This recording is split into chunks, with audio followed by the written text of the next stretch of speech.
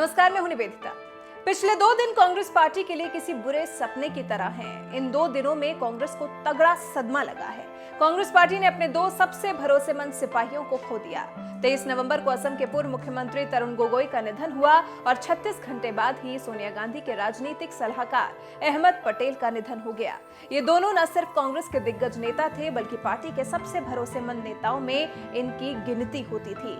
तरुण गोगोई और अहमद पटेल गांधी परिवार के करीबी थे। ये दोनों नेता कांग्रेस पार्टी के लिए किसी संकट मोचक से कम नहीं थे। दोनों नेताओं को कांग्रेस पार्टी का सारथी कहा जाता था। सारथी इस वजह से कि तरुण गोगोई ने लंबे वक्त तक पूर्वी भारत में कांग्रेस का किला संभाले रखा था। ठीक उसी तरह अहमद पटेल ने पश्चिम और उत्तर भारत में लंबे वक्त तक कांग्रेस पार्टी का झंडा बुलंद किया हुआ था। लेकिन कांग्रेस के ये दोनों वफादार सिपाही 36 घंटे के अंदर ही इस दुनिया को अलविदा कहकर कांग्रेस को एक बड़ा नुकसान दे गए।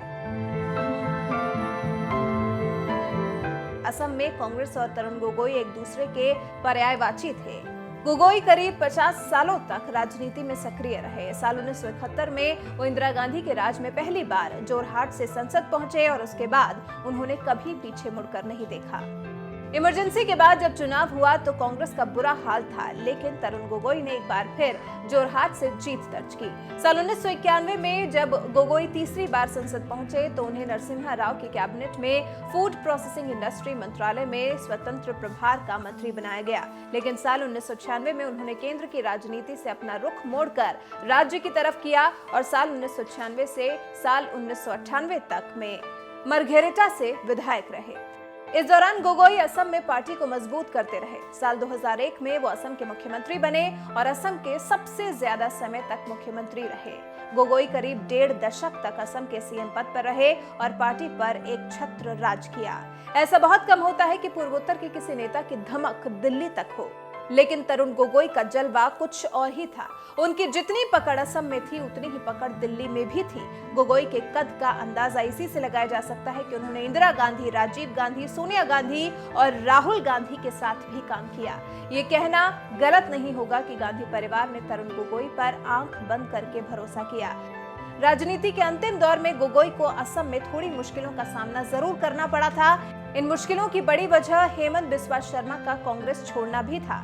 हेमंत बिस्वा शर्मा ने जब कांग्रेस छोड़ी तो उन्हीं के साथ कांग्रेस की सरकार को भी झटका लग गया और वो सत्ता से बाहर हो गई।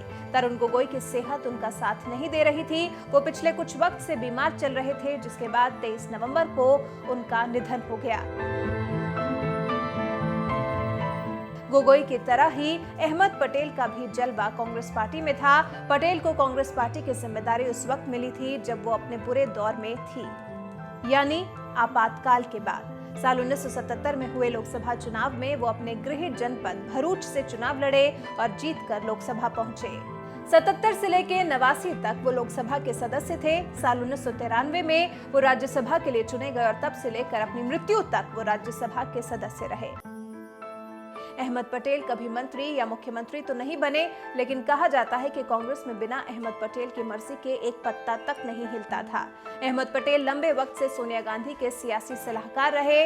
राजीव गांधी के निधन के बाद जब सोनिया ने पार्टी को संभाला तो तब से अब तक अहमद पटेल उनके साथ ही रहे। इस बीच यूपीए सरकार का कार्यकाल हो, राज्यों में विधानसभा चुनाव हो, पार्टी में कोई खटपट हो या फिर अन्य कोई बड़ा मसला हो, हर बार अहमद पटेल कांग्रेस के संकट मोचक बनकर आए और पार्टी को संकट से बाहर निकाला।